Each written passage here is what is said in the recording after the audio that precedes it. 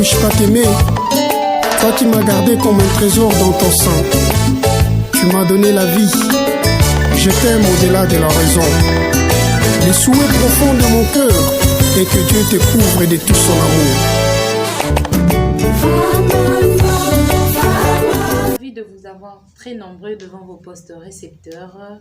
C'est l'heure de notre émission Miroir de femmes, une émission socio-culturelle qui vise la promotion de la femme. Aujourd'hui, nous recevons pour vous Dr Rachel Ndaya, qui est médecin, mais également coordinatrice de RACOJ RDC.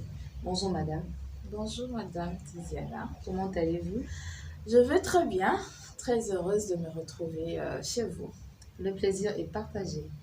Avec elle, nous aurons à parler de son parcours, du RACOJ, mais également de certaines questions liées à la femme. Madame Rachel Ndaya, pour commencer, pour entrer dans le bain de notre émission, pouvez-vous nous parler de RACOJ? Parce que beaucoup de gens entendent RACOJ, ça signifie quoi?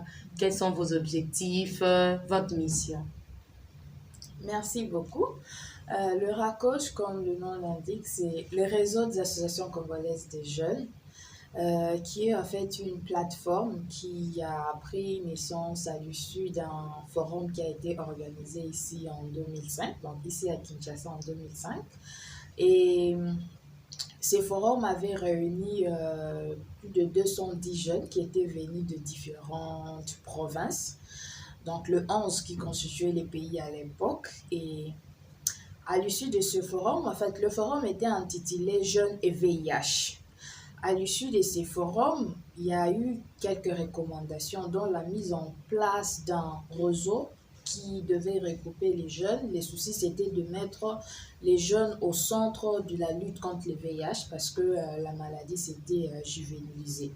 Alors, il fallait plus responsabiliser les jeunes à être au centre pour lutter contre le VIH dans leur milieu.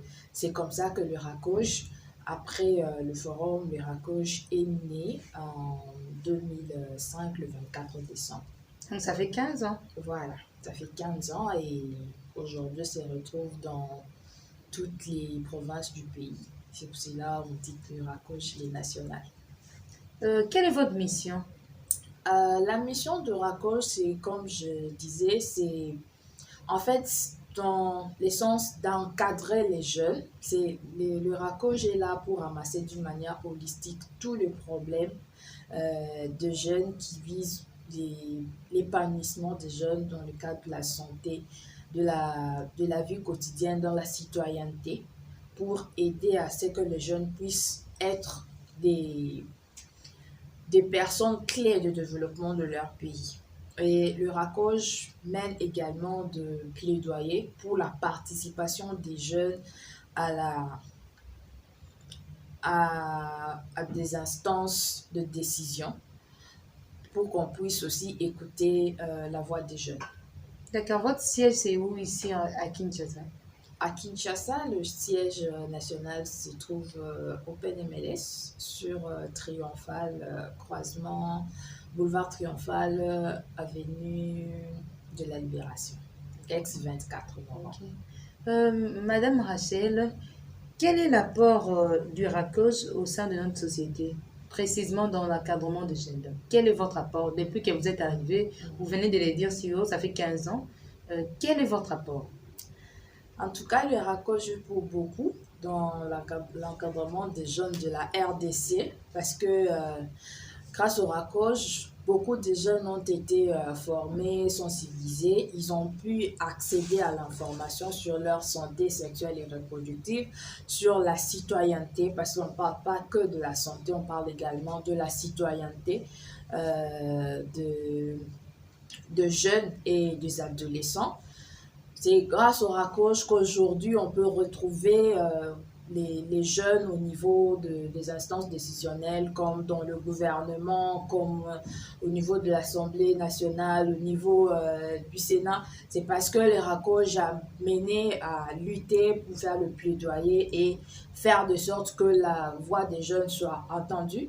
Aujourd'hui, les jeunes participent au développement du pays. Madame Rachel, vous avez dit également que vous êtes médecin.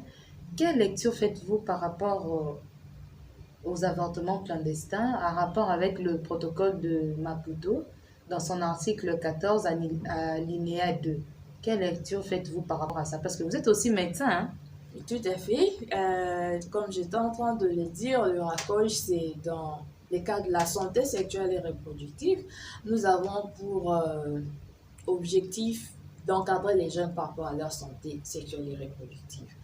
Et par rapport à ma lecture, hein, en fait, c'est sur base de beaucoup d'études qui ont été menées, que ce soit au niveau de notre pays ou dans d'autres pays, par rapport aux avortements clandestins. On a remarqué qu'il y a eu beaucoup de ces jeunes filles, hein, vous connaissez le phénomène fille-mère et tout, que ce soit au niveau des écoles, que ce soit au niveau des universités.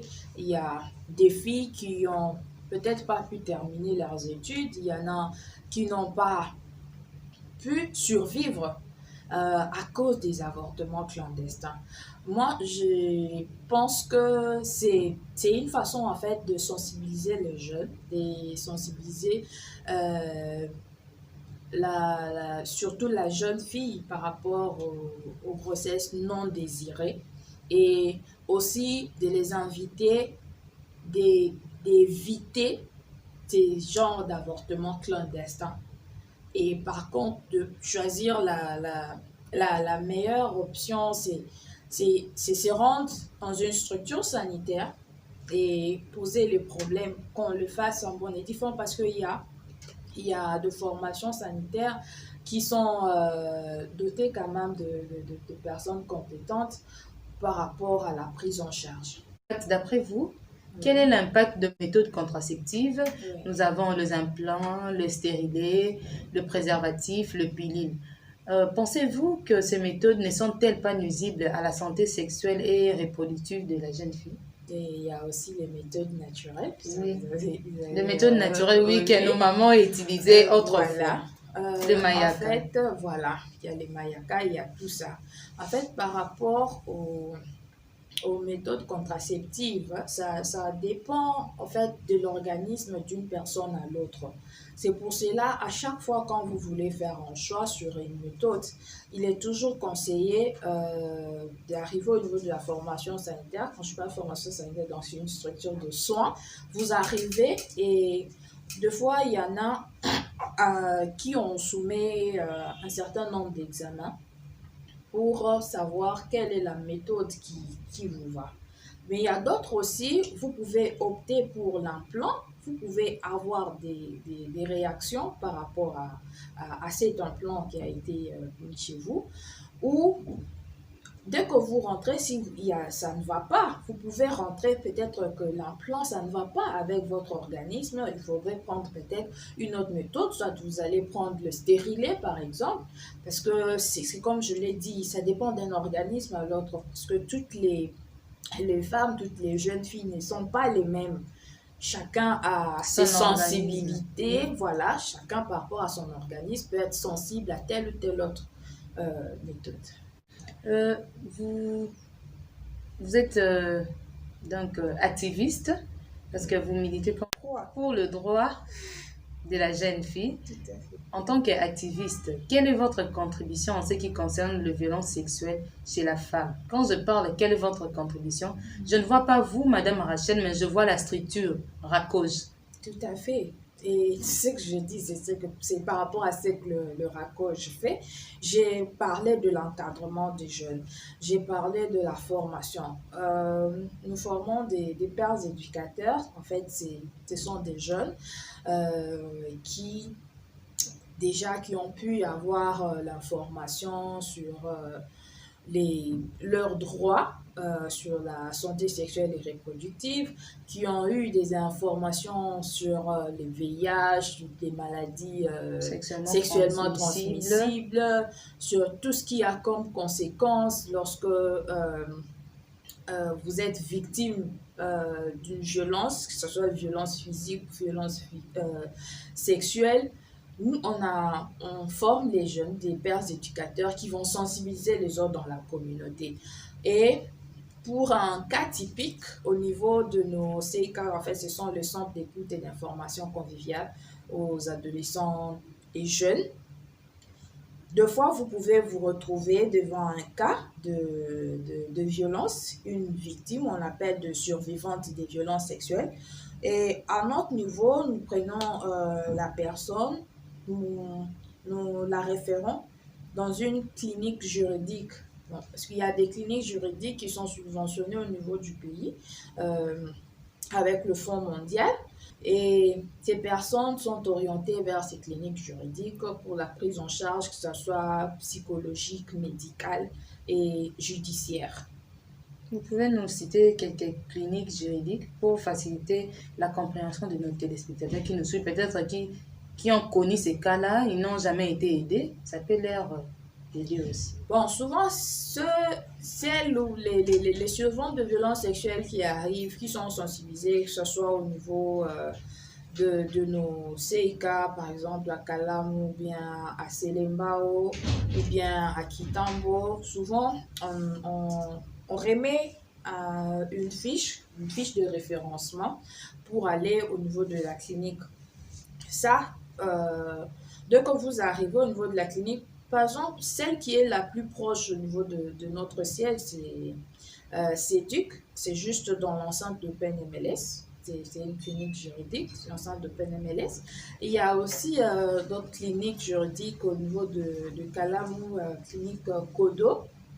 Et souvent, c'est quand des personnes arrivent, soit au niveau de nos CK, on a le CK au niveau de Selemba, ou on a Kalamu, soit à Kitambo, ça dépend de là où vous êtes. Si vous avez un problème dans ce sens-là, peu importe là où vous serez, on établit une fiche de référencement selon le cas et puis on vous réfère à la clinique la plus proche. Donc, au niveau déjà de PNMS, il y a une clinique CEDUC. Voilà. Qu'en pensez-vous sur le phénomène harcèlement sexuel de la jeune fille en milieu universitaire? C'est un phénomène qui est un peu très fréquent ces derniers temps. Qu'en pensez-vous par rapport à ça? Bon, vous savez, Madame Tiziana, harcèlement sexuel en milieu universitaire, on était aussi à l'université, hein. Deux fois, moi je me dis que des fois c'est la fille elle-même, la jeune fille elle-même qui se laisse un peu faire.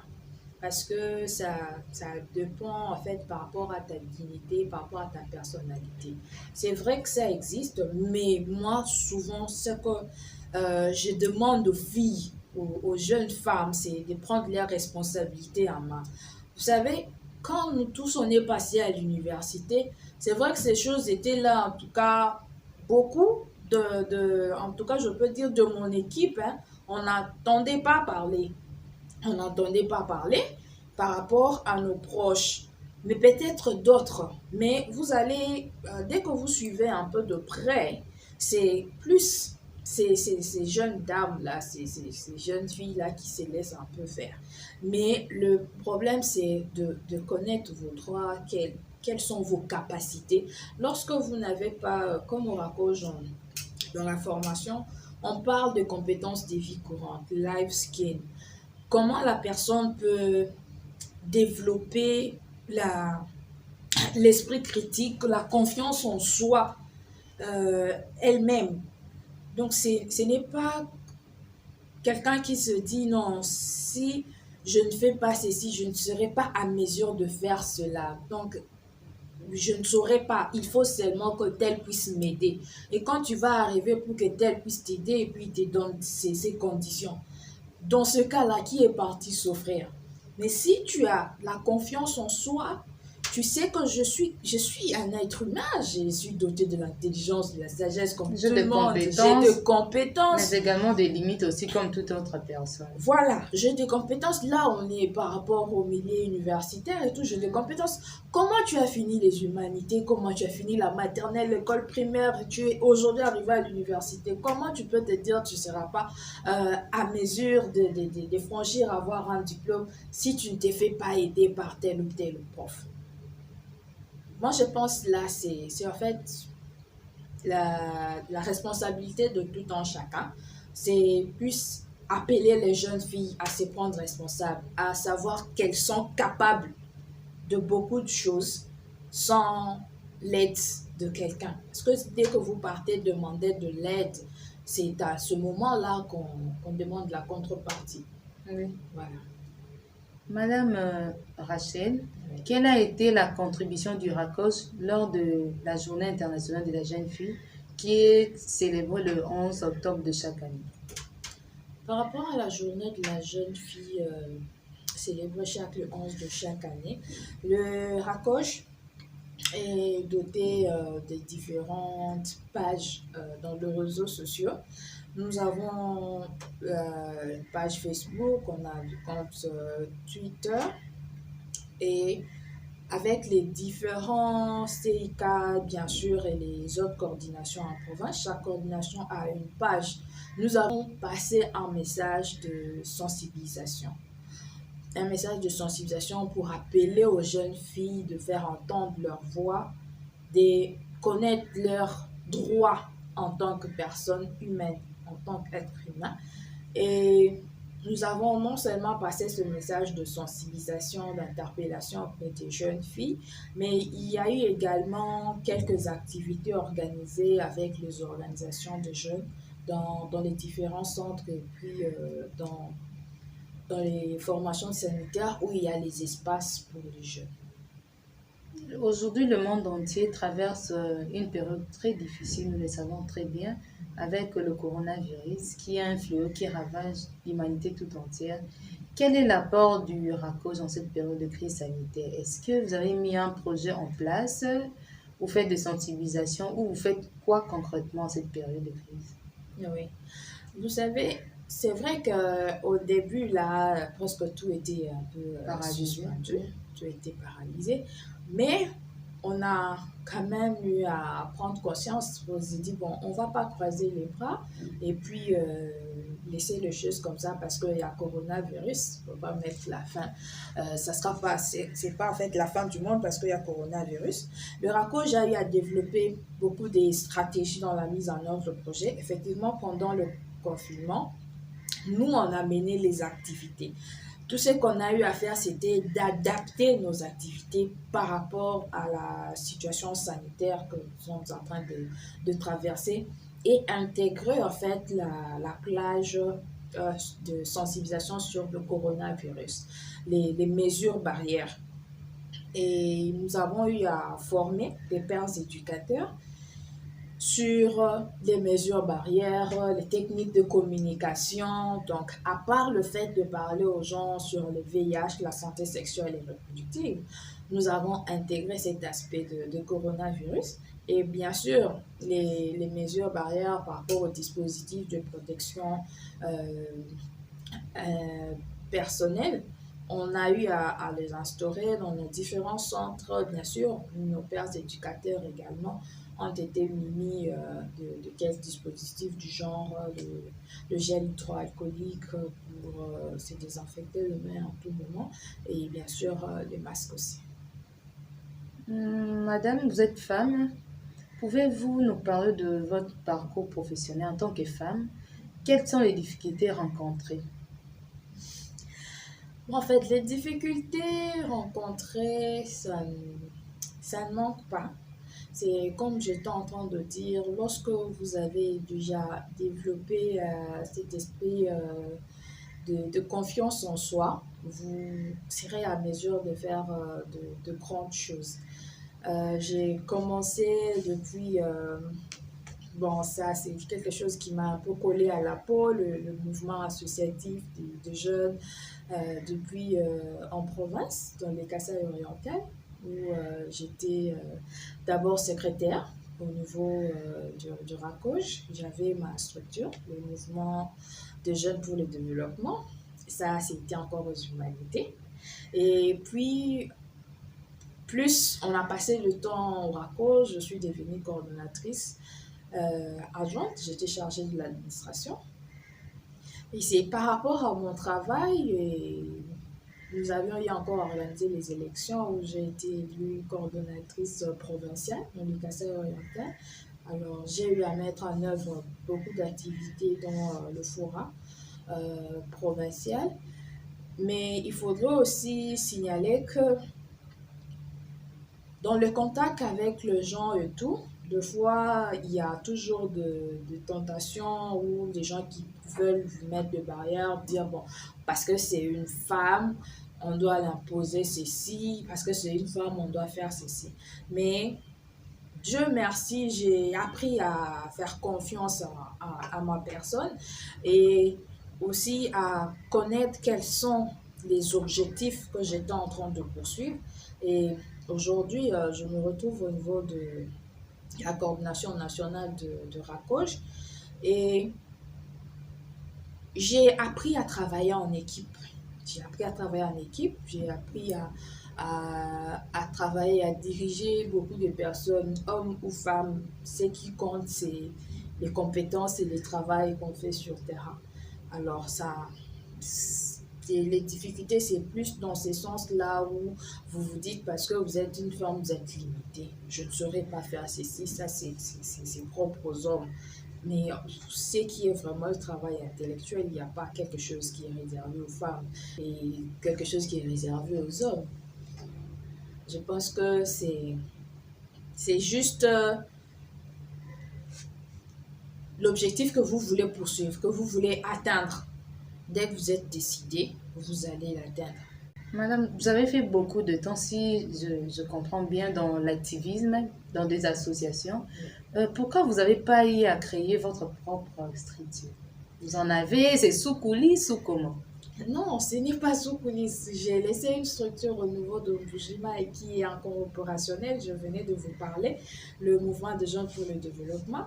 Et j'ai créé aussi une autre structure, la JCVS, Jeunesse congolaise vers la voie du savoir. Et c'est une structure qui est aussi membre du RACOJ. C'est pas Sucubis qui, qui est dans la lutte contre le paludisme, la lutte contre le paludisme et la santé sexuelle et reproductive des adolescents et jeunes. Parce Le que, siège, c'est où? le siège est toujours au PNMLS. Vous savez, le PNMLS, il y a beaucoup de locaux et tout ça. Oui, nous avons un bureau au niveau du PNMLS.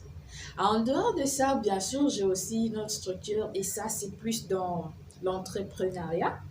C'est l'AGA, c'est une structure pour les jeunes entrepreneurs dans l'agriculture. Voilà, Le siège aussi, c'est toujours au sein du PNMLS. oui. D'accord. Vous avez dit, madame, RACOJ le 24 novembre, RACOJ va totaliser 15 ans. Décembre. Le 24 décembre, RACOJ va totaliser 15 ans depuis sa création. Nous voulons un peu savoir quelles sont les activités que vous êtes en train de préparer à l'issue de votre 15e anniversaire. Le problème, c'est que ça va coïncider avec le mois de décembre qui est plus consacré aux activités de VIH. Le lancement s'est fait le 1er décembre et tout le mois est consacré aux activités liées au VIH. Et nous avons programmé des formations une autre nouvelle vague des pères éducateurs parce que souvent on les fait pendant les vacances, mais vous allez voir que cette année, tout a été perturbé avec coronavirus. C'est comme ça qu'on s'est dit, on va organiser des formations des pères éducateurs, on va lancer le message sur nos différentes pages dans les réseaux sociaux par rapport à la formation qui sera bien sûr gratuite. Notre mission, c'est d'encadrer les jeunes, surtout par rapport à leur santé, parce que le Congo a besoin d'une jeunesse qui est saine. Voilà. Aujourd'hui, dans notre pays, dans notre culture, la sexualité est un sujet tabou. RACOJ, en tant que structure, quelle est votre contribution en ce qui concerne la sexualité auprès de notre jeunesse? Vous organisez de forums, vous parlez vraiment de la sexualité, où les pères éducateurs font leur sensibilisation sur la sexualité de la jeune fille et de l'adolescent. Effectivement, c'est un sujet tabou, raison pour laquelle le RACOJ a développé une stratégie sur le dialogue intergénérationnel. Non seulement on parle avec les jeunes, mais nous sélectionnons aussi les différents couples. On parle de le groupe d'action famille. En fait, ce sont des parents qu'on prend pour des parents modèles qui acceptent de participer dans nos activités.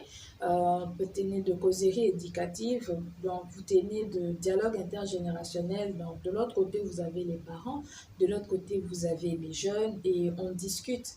Parce que comment nous abordons le sujet, c'est que c'est la famille euh, qui est en fait, qui constitue la base de l'éducation.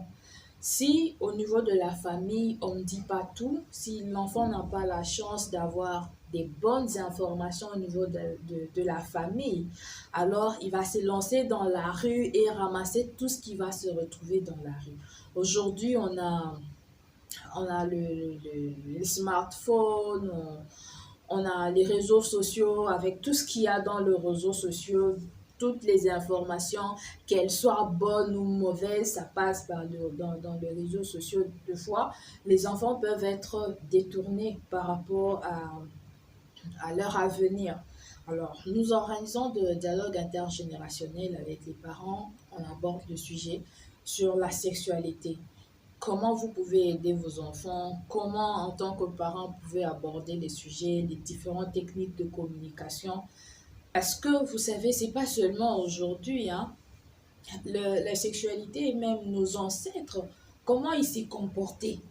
Parce que vous savez, à un moment donné, à l'époque, on disait, on amenait soit les garçons en brousse avec les garçons, en fait, les papas en brousse pour aller l'introniser, pour quitter la vie de petits garçons. Oui. Voilà. Et avec les filles, c'était aussi la même chose. C'était de cette façon-là que eux parlaient de la sexualité à leurs enfants. Mais vu la modernisation et puis tout ça, des fois, on commence à oublier les petites bonnes habitudes que nos ancêtres avaient. Bon, donc, des fois, on rappelle un peu ces années passées et puis on revient sur l'actualité, on explique aux parents et des fois, ce sont seulement les parents là qui vont aussi échanger avec les autres parents. Et ainsi de suite, bouche à l'oreille et tout, sentez qu'il y a quand même un changement par rapport au temps passé où vraiment c'était sexualité, c'est vraiment un sujet tabou, on ne peut pas en parler. Comment Racose communique avec d'autres organisations de notre pays? Le RACOJ, déjà le RACOJ c'est une plateforme constituée de plusieurs organisations des jeunes ici en RDC. Le RACOJ fait partie aussi des autres plateformes régionales et sous-régionales, soit internationales. Euh, Plus dans le cadre de plaidoyer par rapport à la société civile, entre autres, il y a le GFAN, le Global Fund Advocacy Afrique francophone, où le RACOJ fait partie. C'est une plateforme vraiment au niveau international. Il y a GFAN Afrique anglophone, il y a GFAN Afrique francophone, il y a GFAN Asie, il y a GFAN Europe et le RACOJ en fait partie, où on fait le plaidoyer sur par exemple, par rapport à la mobilisation de fonds domestiques pour la santé, vous savez, je vais vous raconter la petite histoire. Vous savez, là, on est en train aussi de mener le plaidoyer. Il y a eu l'accord d'Abuja où les différents pays africains avaient pris acte de remonter le budget alloué à la santé à 15% dans le budget national, en fait. Mais il y a beaucoup de pays qui n'ont pas pu arriver à cela. Alors, la mission de la société civile au niveau de GFAN, et il y a aussi CS4Me, qui est le réseau mondial pour l'élimination de la malaria. On met le plaidoyer pour rappeler le chef d'État par rapport à leur engagement, parce que vous savez, partout, des fois, il y a la santé, le secteur de la santé qui est un peu négligé, où le budget peut être peut-être à 3% ou à 4%. On n'est jamais arrivé à 15% tel ils avaient signé. Et c'est le genre de plaidoyer que le RACOJ mène à travers les autres plateformes, que ce soit au niveau régional ou international. Voilà. Quelle est la contribution de RACOJ au sein du ministère de la Jeunesse? Parce que vous vous occupez de la jeunesse. Oui. Quelle est votre contribution au sein de notre ministère de la Jeunesse? Au niveau du ministère de la Jeunesse, d'ailleurs, dernièrement, il y a eu la célébration de la Journée mondiale de jeunes. C'était le 12 août. Le RACOJ a participé activement parce que nous faisons partie des organisations qui sont enregistrées au niveau du Conseil national de la jeunesse. Et le Conseil national de la jeunesse est un organe technique du ministère de la jeunesse. Alors, donc du coup, on est vraiment partie prenante.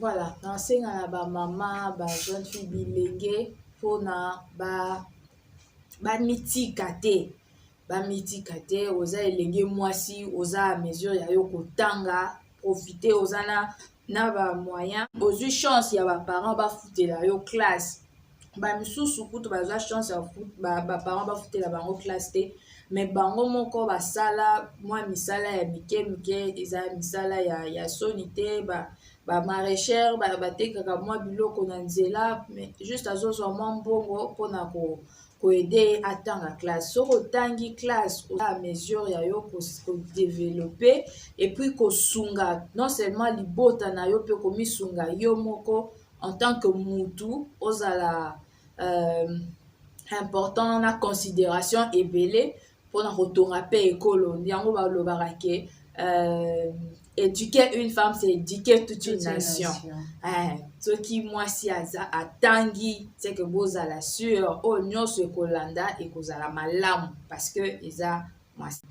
Comme on le dit souvent, le bonne chose ne dure pas. Nous sommes arrivés à la fin de notre émission Miroir de femmes d'aujourd'hui, qui a reçu pour vous Madame Rachel.